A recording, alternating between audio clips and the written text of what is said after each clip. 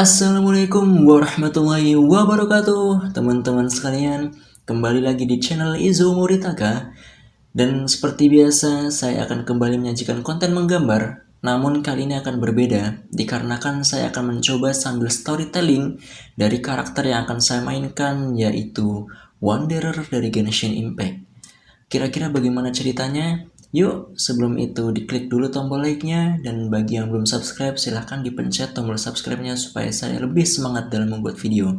Dan bagi kalian yang mendengar jika ada kesalahan ketika saya membawakan cerita sejatinya, silahkan tulis di kolom komentar, karena saya sendiri belum pernah memainkan gamenya. Baik, tanpa basa-basi lagi, check it juice.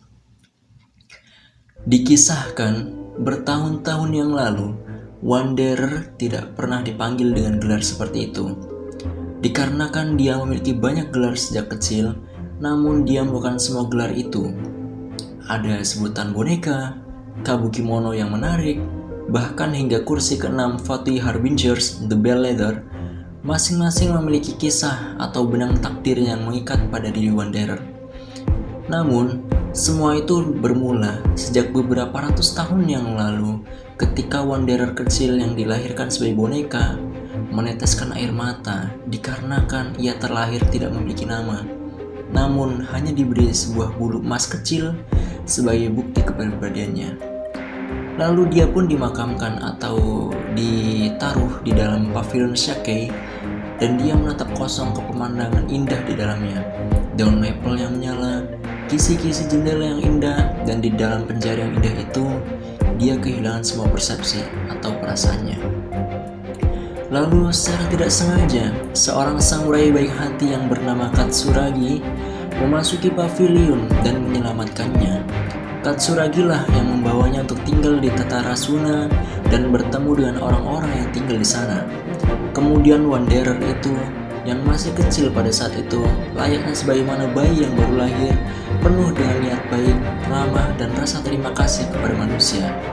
Katsuragi setelah melihat pinggan emas pada dirinya, tahu bahwa Wanderer ini pasti bukan dari manusia biasa, namun pasti memiliki kisah atau alasan untuk tidak menyebutkan tempat asalnya. Karena itu, dia menghilangkan semua penyebutan dari pavilion Shakei, alih-alih mengklaim bahwa dia menemukannya di dalam pantai Nazuchi. Dia justru meminta agar Wanderer kecil itu dimainkan agar tidak mengungkapkan kebohongan. Tatarasuna yang ramai dan ramai adalah tempat menyimpan banyak kenangan yang indah bagi Wanderer. Di sana, dia menjadi manusia sebentar, dan di sana, dia secara singkat menjadi normal. Katsuragi, Mikoshi Nagamasa, Niwa, Miyazaki, dan banyak orang lain yang sekarang terlupakan dari Tatarasuna akan mengajarinya bagaimana membaca dan menulis, menyalakan api serta membuat makanan, memalsukan dan dia harus menerima kenyataan sebagai teman mereka. Mereka bertanya kepada Wanderer kecil, apakah kamu tidak ingin menginginkan sebuah nama? Atau apakah kamu akan membiarkan semua orang di luar sana memanggilmu Kabukimono? Namun, Wanderer tidak membenci nama ini. Kabukimono sebagian besar mengacu pada mereka yang memakai warna-warna cerah dan berperilaku aneh. Ya, mereka membuatnya berbeda. Tapi, itu adalah bukti kemanusiaan Wanderer. Bukti bahwa dia berasal dari Tatarasuna. Sayang sekali, meskipun Wanderer sangat menyukai nama ini, dia terpaksa meninggalkannya karena ketika dia tidak ingin lagi menjadi manusia, itu kehilangan maknanya. Dia pun pergi, dan setelah tiba di utara yang jauh, dia bergabung dengan perjamuan liar para Harbinger, bekerja untuk memenangkan kursi ke-6 di antara mereka. Saritha lah yang akan memberinya gelar baru, The Bell Ladder. Kekuatan, dan keinginan untuk berkonflik ini sudah dia miliki. Bidak catur untuk membangkitkan gelombang kegilaan di tengah pertempuran, dan para pembantai di atas panggung membalikkan ketertiban. Saat itu, Wanderer yakin bahwa The Bell Ladder adalah nama aslinya. Di masa-masa awal ketika Tatarasuna masih merupakan tempat yang makmur, Wanderer berjalan di antara penduduknya dengan nama Kabukimono. Dan hal yang mengakhiri hidupnya yang damai bukanlah hal yang penting dalam skala besar sejarah Inazuma. Perubahan datang ke tempat itu dalam bentuk klan Akame. dan seorang mekanik dari Fontaine bernama Escher. Keduanya bekerja sama sangat erat untuk lebih meningkatkan kualitas penempaan, dan dalam prosesnya kami memperkenalkan Escher kepada Niwa yang juga berasal dari 3 tradisi Ishin.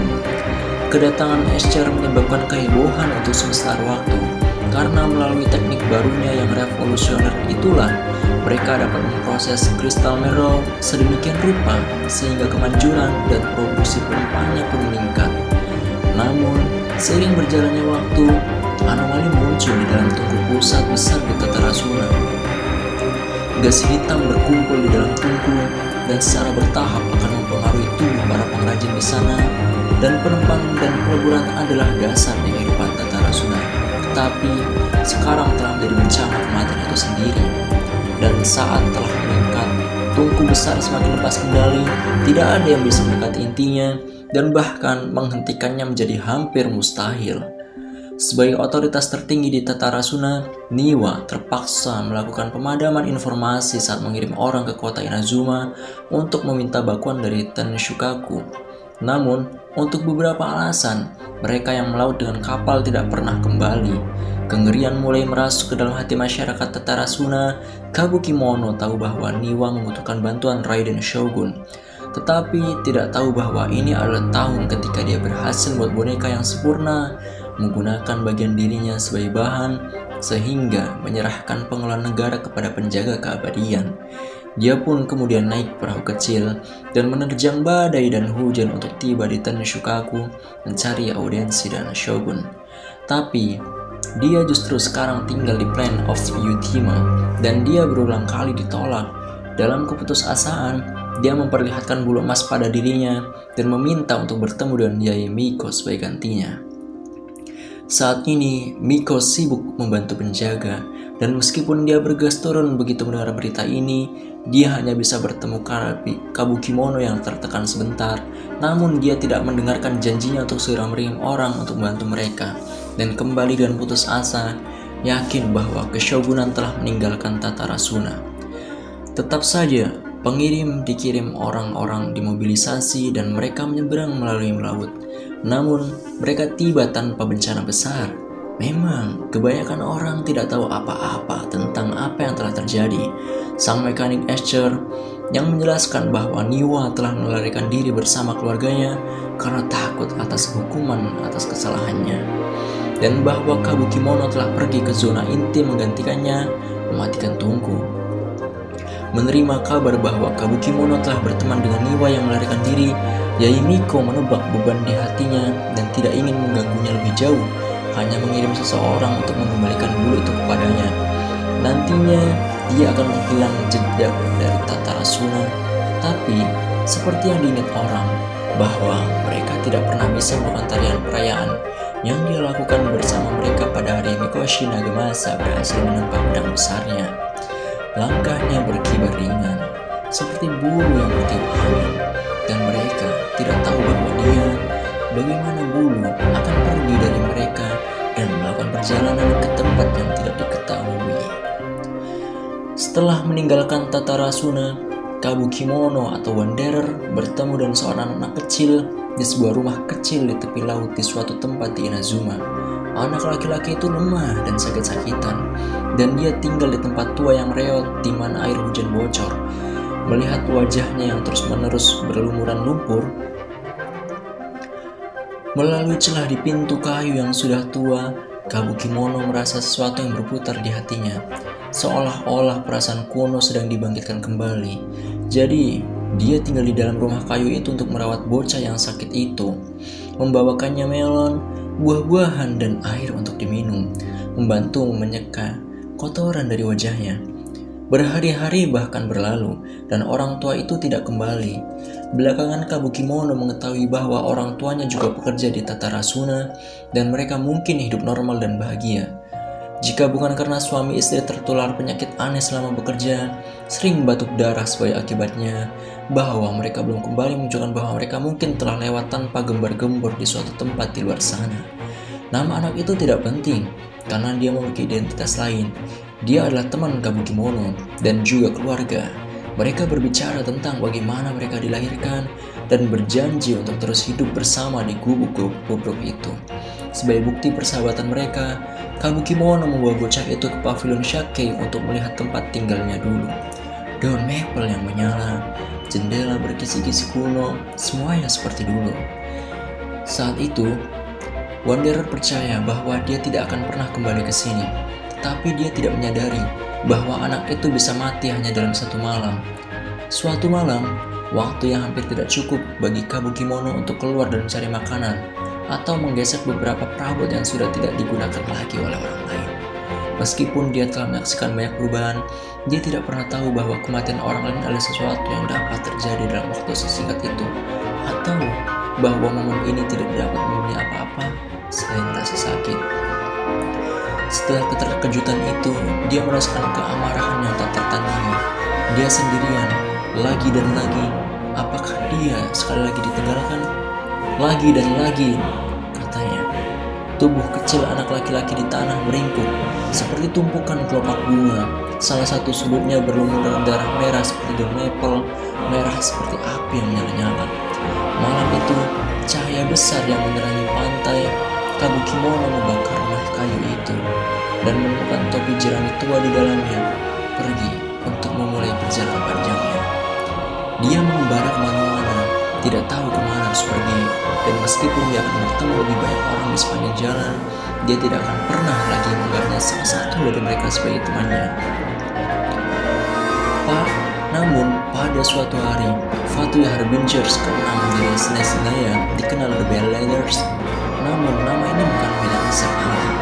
Memang, mereka belum terpisah lebih dari 100 tahun. Setelah meninggalkan Inazuma, dia meninggalkan nama Kabukimono, kembali ke keadaan tanpa nama, dan bahkan tidak mempertimbangkan untuk mengambil yang lain sampai Jester menemukannya. Pada akhirnya, gelar seperti boneka atau Kabukimono semuanya diberikan kepadanya oleh manusia. Dan karena dia tidak lagi memiliki mereka sebagai teman, tidak ada gunanya menggunakan nama yang memberikan daripadanya. Tapi The Jester terbukti paling persuasif, dan boneka itu tertarik dengan pesta pikuk yang dia bicarakan, dan menemani pria itu ke Snezia untuk melayani Fatuhi. Seorang asing bernama The Doctor akan menyambutnya dengan hangat di negeri utara yang dingin ini, mengundang pengembara atau wanderer untuk menjadi bahan referensi utama dan aspirasinya, proyek penonton besarnya. Teknik pembuatan boneka berakar dari Fenrir dan sifatnya sebagai penciptaan elektro Archon membuatnya semakin istimewa. The Doctor terpesona oleh bidang studi ini dan menggunakan pengembara atau wanderer sebagai cetak biru dasar, akan melakukan penelitian dan eksperimen selama beberapa dekade sebelum akhirnya mencapai teknik yang menjadi dasar untuk selanjutnya. Sebagai imbangan, The Doctor akan merasa di tubuhnya, menyebabkan kemampuannya meningkat pesat ketika di mana dia cocok dengan Harbinger untuk berperingkat lebih rendah. Namun meski begitu, dia tidak memilih nama lain. Rekan-rekan memanggilnya boneka, dan dia juga memilih dirinya sendiri boneka. Tidak takut mati dan tidak ada habisnya. Atas perintah Saritha, dia akan memimpin semua kompi untuk menjadi habis, dan di sana dia menghabiskan banyak waktu. Lebih dari sekali dia terluka, kemudian diperbaiki, terluka lagi, dan diperbaiki lagi untuk bertahan, bahkan dilukai lagi oleh musuh yang lebih kuat. Belakangan dia akan berhasil menjelajahinya kembali ke Snezia, mendapatkan kursi ke-6 dalam prosesnya. Perintahnya juga diubah, alih-alih menjelajahi Abyss, dia sekarang harus selalu siaga, membantu aktivitas clandestine Fatuhi di seluruh dunia. Dan baru pada saat itulah dia merasa bahwa nama baru itu, The Belleader, cocok untuknya. Banyak hal yang terjadi setelah itu, bahkan bisa disebut menggetarkan jiwa. Tetapi faktanya, sekarang hanya sedikit yang mengingatnya. Hanya mereka yang menyaksikan peristiwa itu yang akan menyimpannya sebagai legenda di hati mereka. Sehingga mereka terus ada dengan tenang, seperti lagu-lagu kuno yang hilang dari dunia. Di dalam Irminsul, The Belleader bersentuhan dengan kebenaran yang ditempatkan Lesser Lord Kusanali dalam arus informasi. Rahasia ini telah disembunyikan di dalam salah satu dari banyak hati The Doctor, dan seperti yang dia klaim, kebenaran pada orang pertama ini mengandung semua kejujurannya yang tersisa. Dan dengan demikian, The Belleader mengetahui kebenaran masa lalu, Niwa yang telah mengajarnya bagaimana hidup seperti manusia biasa dan memperlakukannya seperti manusia, tidak melarikan diri dari tata rusuna untuk menghindari hukuman seperti yang diklaim Esther. Faktanya, pelaku sebenarnya adalah Esther, bukan The Doctor selama ini. Dan untuk hati yang telah ditempatkan di dalam The Bellwether telah dipotong, masih hangat dari dada Niwa. Kematian ini telah dikemas dan baik dalam sebuah insiden di bengkel. Dan begitulah lidah perak Esther, sehingga dia terlalu cepat meyakinkan semua orang bahwa ini disebabkan oleh kegagalan pengawas tempat. Sebagai penanggung jawab berikutnya, Mukoshi Nagamasa akan menghadapi hukuman mati jika bukan karena campur tangan penggawa samurai setianya, Katsuragi, yang dengan rela memikul beban kesalahan pada dirinya sendiri. Tragedi yang mengikutinya tidak perlu dielaborasi. Nagamasa tidak mau harus mencuci noda dari nama Mikoshi dan tidak mau bisa membiarkan dirinya mati di sini. Maka dia mengeluarkan pedang kesayangannya dari Tatara Nagamasa dan memukul Katsuragi dengan satu pukulan. Pedang itu memotong begitu dalam sehingga hampir membelah orang yang terbunuh itu menjadi dua. Dan bukankah mereka semua percaya pada Tuhan mereka? Lalu mengapa mereka harus menghadapi bencana seperti itu? Jika boneka misterius yang mereka sebut Kabukimono tidak pernah ada, apakah Esther akan melakukan hal yang sama seperti itu? Sekalipun peluangnya sangat kecil, dapatkah tragedi di Tatarasuna terselamatkan? Siapapun dimanapun di dunia ini tidak akan bisa berbuat apa-apa tentang ini. Tetapi tidak untuk Wanderer. Dia tahu bahwa dia sendiri yang tidak dapat mencoba satu hal ini di sini dan saat ini.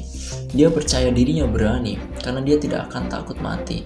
Kematian hanyalah ancaman kecil bagi boneka, dan hanya manusia yang memiliki hati yang mengetahui kengerian. Dia juga tahu dirinya penakut, dan untuk itu dia menyesal. Jika dia lebih seperti dia saat ini, jika dia belajar untuk kurang percaya, apakah mereka akan menganggap dirinya sebagai teman yang akan menemui akhir yang menghancurkan, mengkhianat, pahlawan, dewa, sisa-sisa yang dibuang, atau semua identitas ini tidak akan berarti lagi bagi orang yang terjun ke arus. Aluran informasi adalah tempat keheningan yang tidak tertandingi, namun darahnya bergolak di telinganya dan pikirannya pun meraung. Seperti itulah sedikit kisah kecil dari Wanderer. Namun, sejak saat itu juga Wanderer bisa mendengar suara angin. Dia tidak tahu dari mana datangnya. Hanya saja itu berubah arah seolah-olah menyambut hatinya. Di atas sana ada aroma tua dan nostalgia, palu besi, logam, tungku, dan debu tanah. Mimpi yang jauh, masa lalu yang makmur. Meskipun kelihatannya luar biasa, bahkan dia pernah menjalani kehidupan yang begitu sederhana. Dan pada saat itu juga dia melihat pantulannya sendiri, masing-masing jelas, masing-masing nyata, dan masing-masing ada dalam dirinya. Meringkuk dalam ketakutan, menyedihkan dalam perintahan, sombong namun menggelikan, dan mereka semua menyatu menjadi satu tubuh di dalam diri Wanderer. Menerima masa lalu berarti mengakui kegagalannya, mengakui bahwa seseorang hanyalah seorang pengecut yang tidak mencapai apa-apa, yang tidak memiliki apa-apa. Dalam hati Wanderer berkata seperti itu. Tetapi hanya dengan melakukan itu, dia dapat membebaskan diri dari belenggu dan sekali lagi menjadi orang yang tragis itu. Pada saat itu, dia mengetahui hal ini, bahwa penampakan kedamaian dan keindahan hanyalah ilusi. Dia yang sebenarnya tidak pernah mati. Tidak, itu hidup jauh di dalam hatinya. Selama dia masih punya pilihan, dia akan menempuh jalan yang sama sekali tidak peduli berapa kali dia melakukannya. Saat dia bergerak seperti kilat itu sendiri, cahaya yang menyala-nyala datang di antara dia dan penguasa. Kebijaksanaan misterius yang abadi dan menghalangi serangannya. Kehendak dan pilihannya telah membuatnya menarik perhatian para dewa. Penglihatan turun dan terperangkap di antara cahaya dan kegelapan. Ornamen yang berkilauan itu tampak hampir seperti mata pada wajah yang tersenyum. Menanyainya dari jauh, dapatkah Anda yang memiliki hasrat dengan intensitas seperti itu masih bisa disebut makhluk tanpa hati? Itulah Wanderer yang kehilangan perasaannya karena dikhianati. Oleh sebab itu, dia tidak perlu memperkenalkan dirinya, karena orang biasa tidak akan pernah mengenalnya. Dia juga tidak perlu membenamkan dirinya di lautan manusia, karena dia telah lama meninggalkan emosi yang tidak berharga. Beberapa kali sekarang dia telah bangkit dan jatuh, dan sekarang dia hidup hanya untuk dirinya sendiri. Wanderer adalah bagaimana dia percaya Dia mungkin paling baik digambarkan, ramah, dan penuh kehangatan. Namun, dia tidak memiliki rumah, tidak ada kerabat, dan tidak ada tujuan. Seperti angin yang sepoi-sepoi, dia hidup di dunia ini, dan dia berjalan panjang dan lebar.